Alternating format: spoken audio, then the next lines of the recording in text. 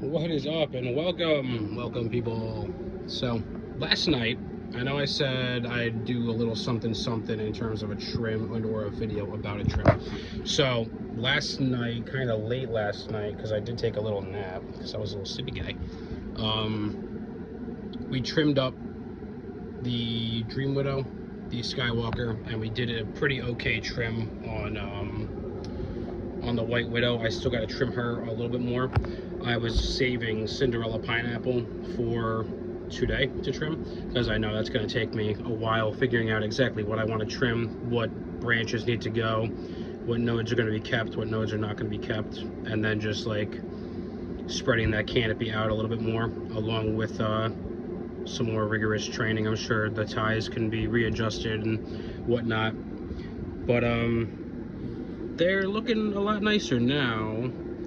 A lot of those larger fan leaves had to go. Like the way I like to trim, I really try not to take off too much stuff. I like having an okay amount of stuff on there. Every little thing helps to absorb more solar energy, and that just allows the plant to metabolize more, and I think it's better to try not to remove as much. Obviously, if larger fan leaves are covering node sites that I want to come up and whatnot, those go. I'm not worried about a little bit of overlap because what one leaf misses, another one catches, and I try and tuck some of the largers under the smaller ones for that reason. But some days I do get in here and get a little bit more of an aggressive kind of style of trim. And last night on these two in particular was definitely more of that line of thought. So we're gonna scooch these girls out the way. I want to say, let me put you guys to it'd be nice if I had like a little stand or something so I can just prop you up and you guys can kind of see what I do. But this is light enough to get some water today. So we'll give her probably a feed.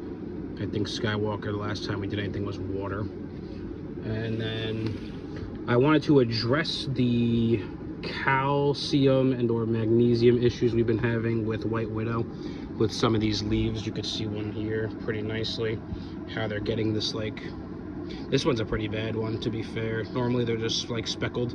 This one kind of has more of a blotching kind of effect to it. But it's luckily not like every single leaf, but it is slowly spreading more and more. That's probably just the plant's demand for more resources as it does more of its thing. So she's going to be getting, anytime that I do a base watering, most likely a CalMag. What I honestly should do, and what I'd probably recommend for a lot of people, is a small dose of CalMag. Either a half dose or a third of a dose, depending on what you are doing with your feed water regimens, if you're using reverse osmosis, just because reverse osmosis has nothing going on inside of it. So at least with certain cultivars, it seems that would be more applicable, because again, I've been, for the most part, if it's water, it's baseline water, pH to like 6.4 to 6.6, and she's the only one so far that's been showing me signs that look like a calcium deficiency. So I assume it's cultivar specific, dependent on I would think a few factors: their ability to metabolize, what you're running them under and in terms of their environment and whatnot, and how much oomph you're giving them. I did raise my light level not too long ago, so that could be a contributing factor as to why it's requiring more resources. I've been rocking it at 6. So from the beginning, when they were seeds, they were in the dome getting like, I want to say maybe like 250, 200 ppfd under my little dome that I got my cuttings in right now. And when I moved them in here, I tried to keep the ppfd around the same, and then slowly, week by week, I upped it up until about 6 for a handful of weeks. We just upped it to a 7 probably a week and a half ago, maybe 2 weeks ago. So I would think that's where we're getting a little bit more stuff from. Now, I did show you guys a slow watering yesterday. I wouldn't mind doing a fast watering, but since I'm off of work today, I don't really need to worry too much about time spent here. I'm fine with spending all day in the garden. I was in here last night until probably like I think I had like 4 minutes before lights went off. It was like 11 p.m. So like 10:56, I think I was in here till doing the trim on everybody besides Cinderella. But I kind of wanted to go over the trimming a little bit in terms of just like how I do it. It's gonna be a little hard with one hand. Maybe I can throw something on so I can have you guys like slung to me like a little baby, and I can carry you around like a little baby. Yeah, which would be nice, but I don't have anything like that at the moment. Oh, sorry, I need to drink some peachy. I'm thirsty. So, what do we use here? I have right here on this little table here. Let me plop it down with me. I got these little VivoSun steaks. I believe they're 6 inchers. I got a pack of 100 of them for like 25, 30 bucks. They're pretty nice. They're handy. They're handy little guys. Definitely recommend something along these lines or similar. You don't really need things that are like a U shape or an N shape, depending on your point of view of life. Something that's more of like a little L would work just fine, unless you're worried about the plant slipping, in which case you could try to bend it a little bit downward. These little plant ties, the tents came with them. I bought an extra one as well, but they're 100 meters of these like kind of like bread ties and whatnot. I would just say, if you're going to use these kind of things and you're not going to get like the softer or the more circular ones, to be careful about how you tie them on, because try not to do it tight. Obviously, as the plant stalks increase, you're going to cause indentation and potential damage on your branches and whatnot. And try to keep the flat face against your material. You don't want to have the more skinny, kind of rougher side going into it, because that could potentially cause damage on some of the softer plant tissues. And then, of course, we got some shears, AC Infinity shears, that came with the Grow Tents, both of mine that I have. Nothing too crazy for the most part. Also got the vacuum. I did just vacuum a little bit. I vacuumed the front-ish of the tent, and also last night when I was finishing up with the trim on the 2 and then kind of getting towards the end of time-wise on White Widow, I emptied out these trays and I washed them. I gave them a nice soapy rinse and cleaned them, because underneath they have these little pockets that can kind of catch some water, and I'd rather just get that shit out of there and leave less of an issue, the potential for issues.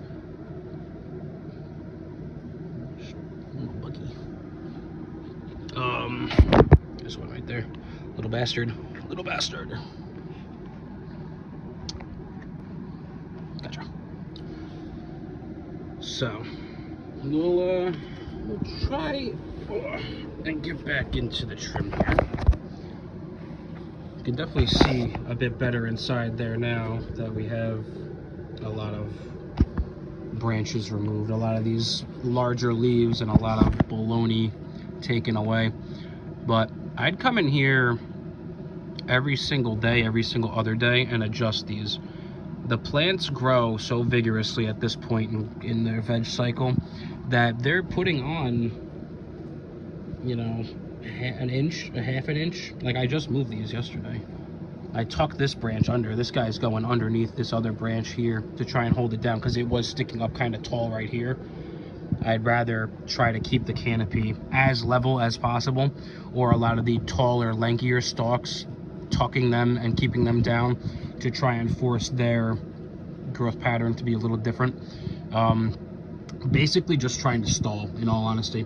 I'm stalling as much time as humanly possible to push as much vegetative growth as possible, so that we can have a bit more of a robust structure when it comes time to flip, which, in all honesty, is probably going to be pretty soon. I know a lot of things I was looking at online was saying I should flip like day 54 based on the parameters that I had going on, maybe 56, but I'm really trying to push my luck here, and that could bite me in the ass, mainly because of Cinderella being so fucking fat. I'm worried that, you know, I only have maybe like a foot and a half overall like canopy size that I can push these girls horizontally into, or so, between the 4 of them, you know, because I still want good light coverage. Obviously, as things progress, we're going to raise the light. The light that we're running is a AC Infinity S44 ion board. It's not bad. It's a 430 watt, I believe. 430 watt? Yeah, 430 watt light. And I try to keep it, earlier on in veg, I was keeping it at like a, maybe like a 14-inch height from the canopy. When I was rocking that lower light level from like that 4, 3, 4, 5, when it got to a 6, I bumped it up a tiny bit to try to help encourage my nodes to kind of space out a tiny bit more. And then raising it to the 7, I kind of kept it the same. I might have risen it like an inch or so, but that doesn't really compensate for also the vertical growth from a lot of the plants. So they're still sitting, I'd say, about 16 inches. At least for the upper point of Cinderella and maybe upper point of White Widow here.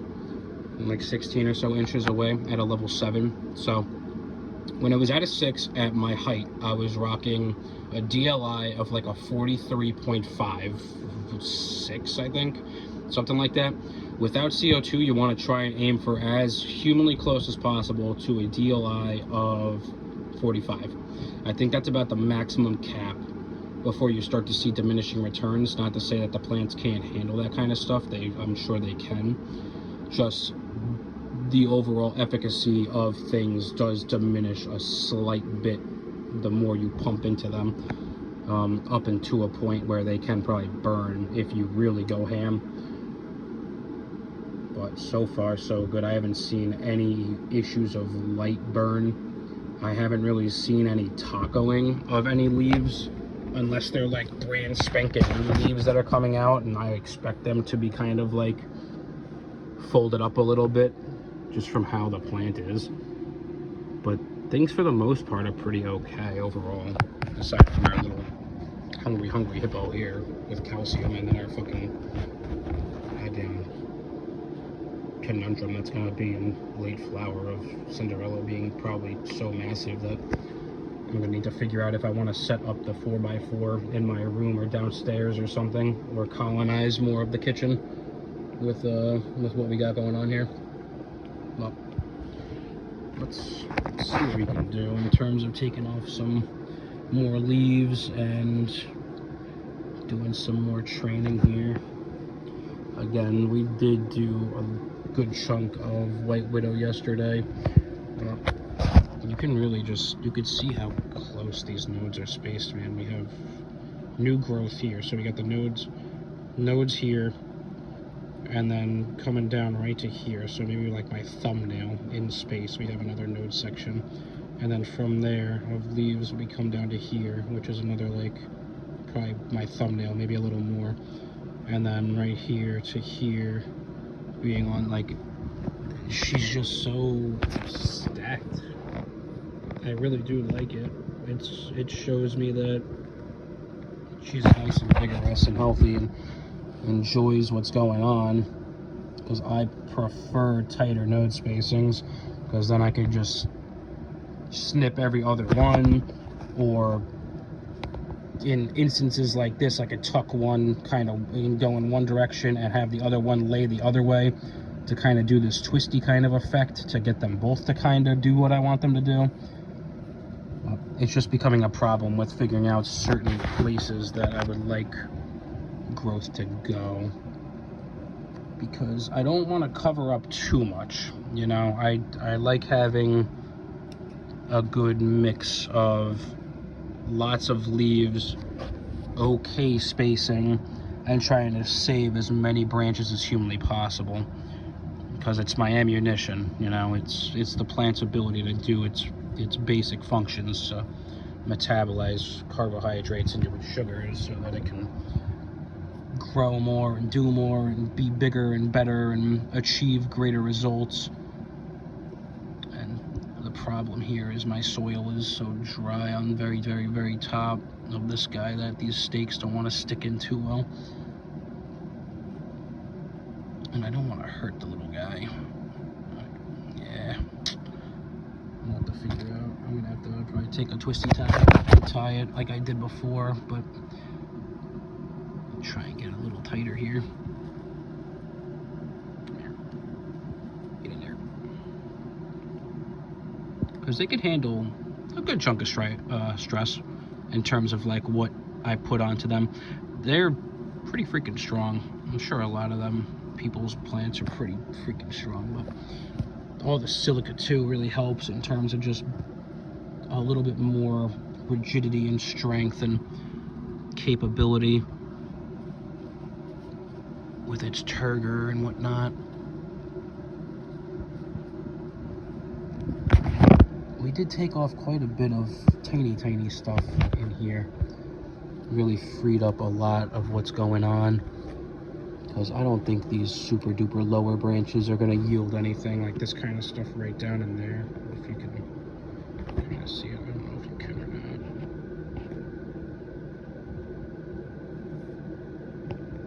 Focus like this little bit right down here. Oh, that one right there in the middle. Like those really tiny spots can most likely just go, because they most likely wouldn't yield a whole lot, and that's just extra metabolites going to something that I don't think in the end is going to be super duper worth it. But if it were up to me, I'd keep every single little thing. I mean, it is up to me, but at the same time, you gotta compromise, I feel like. You know, I want the plant to dedicate a lot of its energy and time into things that are going to make sense, opposed to wanting to maximize every single little itty bitty bud site potential.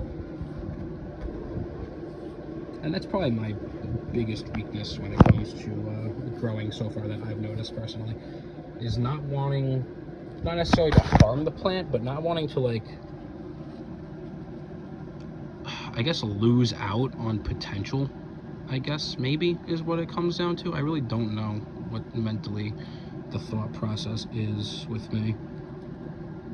Maybe I just like the natural beauty of what's going on more so than anything, and don't want to compromise what could potentially be if I just leave it. But that's part of growing too, is kind of just seeing what you're okay with, what you're willing to sacrifice and skimp on a little here and there, and what you have zero compromise on, and what you're really trying to focus in on to do things. But that comes down to the individual more than anything. And I know there's good and bad for getting rid of and or keeping a lot of things, but again, that does potentially diminish overall results with spreading out our like the resources of the plant, unless you're like cranking CO2 in here, like 1,000 ppm, 1,500 ppm CO2 under a fucking PPFD of like 1,300, 1,200, just absolutely cranking out. But I'm not gonna do that. Maybe if I did like a very simple yeast baggie to crank CO2 out, but with me and my brother and the kitty cat living here, I would think we're okay-ish. We're probably sitting at like a 500, maybe 600 if I had to guess, with what the house just has chilling in it.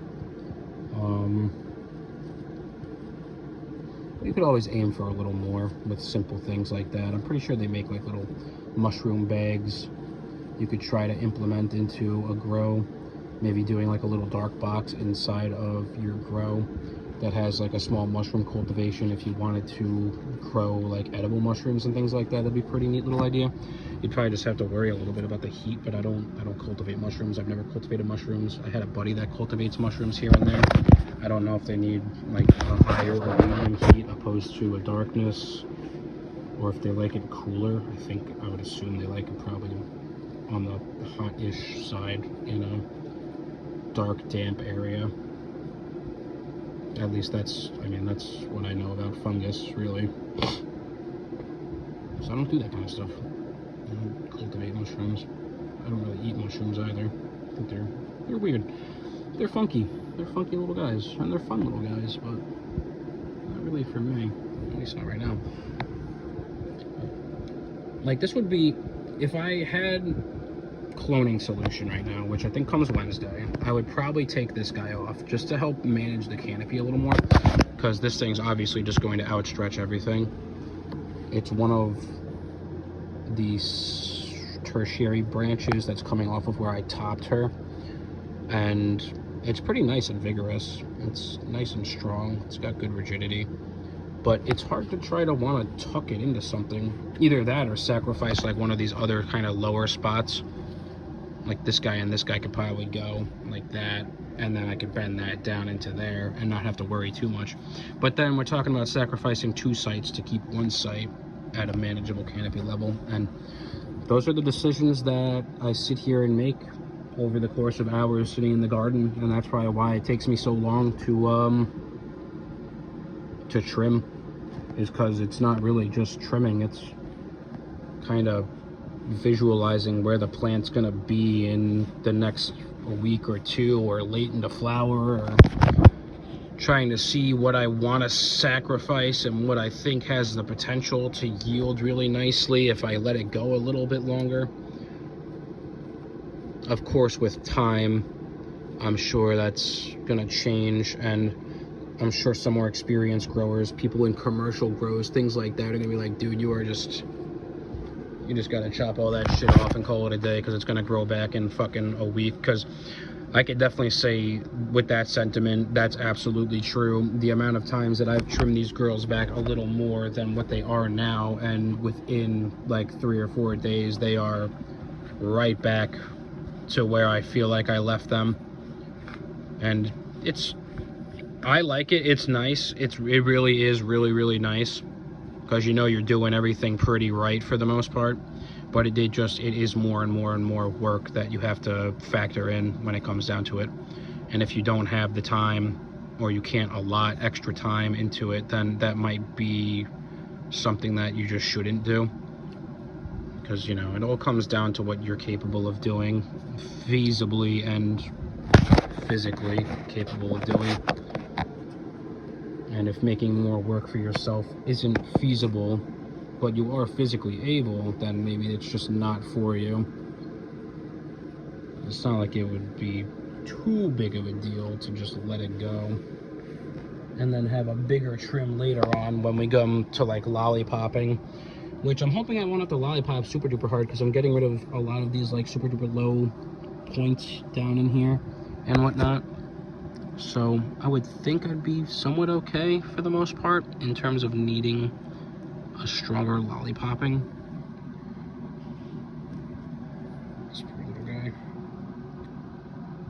Like in my mind, with one of like these lowers, this is kind of what I'm trying to see if I can get to root up in the cloner. I chop these like low leaves off, and then I cut it at a small angle. I shaved off probably the bottom 1/4, and then I stuck it in some water.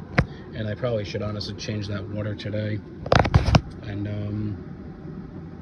I recently saw some information online about adding a nice little itty bitty bit of nutrients, like a half strength of normal growth nutrients. Like, I wouldn't do my aggressive veg feed at half strength. I would do like General Hydro's normal feed half strength for doing that kind of stuff. Because once they do start to poke out their tiny little roots, they're going to need something to suck up. And reverse osmosis water doesn't really have anything to suck up besides water. So it would be nice to maybe get that going on in there. But again, my little mini cloning project is nothing more than just to see the absolute bare minimum that I can do with what I got on hand, which is a little bit of nutrients and some reverse osmosis water and some pH up and down. But I didn't even throw anything in there to begin with. I just pH'd it, I think, to like 6.47, 6.5, something like that, and then kind of just left it, in all honesty. So that plant, or that branch, we are going to actually, I'm gonna to hook this little guy. Using your plant to train your plant is another thing that I kind of like doing. I don't know if a lot of people do it. I know a lot of people like hook the these plant ties and other ties and things like that to the pot, which I also have going on, but I'm using certain stalks that are bent at certain angles to help to force down other stalks, just like that. So we took that kind of upper portion that was sticking up to basically where this little guy's at, and I stuck it down into that guy and wrapped him up on there.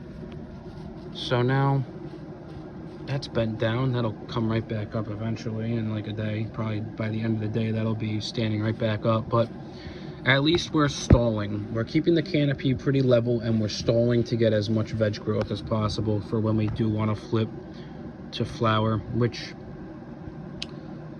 I mean, if you guys want to let me know when you think that would be a smart idea to do. I am leaning heavily towards it now, just because I don't have, well, I do have some space to work with, but it's not like I have the most space in the world to work with here. The only other controllable potential environment that we have is a 2x4 tank, and the 2 smaller plants would probably have to go in there, or the 2 indica hybrid, more indica hybrids would have to go in there to keep the canopy itself level, unless we want to do like risers and things like that in here underneath the bases to allow for a full even canopy if things do stretch like one way or the other, super hard on one plant but not super hard on the other, which I'm absolutely expecting to happen. So just let me know in the comments. We'll see what we can do. I'll probably throw a short up after I'm done trimming and laying down branches and kind of get more of just a quick idea of what we did, along with a small explanation on things. And we'll try and keep you guys updated as often as possible. I wouldn't mind just doing this mainly just to have a video log of every grow we do, every breeding project we do, just so we can keep tabs on things and have other notes that I can refer back to, because along with the written notes, video logs and or voice memos and things like that is nice to have. And then obviously the visual aid of all the pictures that I have taken over the course of these 2 months is nice to fall back on, to kind of see physical growth and whatnot, and certain things that arose or didn't arise. And it'll be nice when growing similar or these exact same strains again, because I have a bunch of seeds, man. I got a good chunk of seeds right now. Nothing super duper crazy. I still want a few hundred more at the bare minimum. I would like to have a vault of like 50 plus strains. I think I'm sitting on like 50, maybe 18, 20 so far. But slowly but surely, while we're working, we're dumping our money into getting more seeds. So the more genetics we have, the more breeding projects I can do. I want to get some land races, some authentic heirloom genetics to start from, which would be really nice to inbreed with a handful of these other ones, and to be able to just kind of start fresh-ish with things, and then take certain selective traits from others, see if I can mix and match and do some really cool things. But that'll be a journey for another time, and a long walk away, I'm sure. But it's all about the steps, man. You can't start a 1,000-mile walk without a single step, and in these first few videos, this is our single step. So everybody have a wonderful and a safe day. Stay safe out there as best you can, and try and keep you updated. Peace out.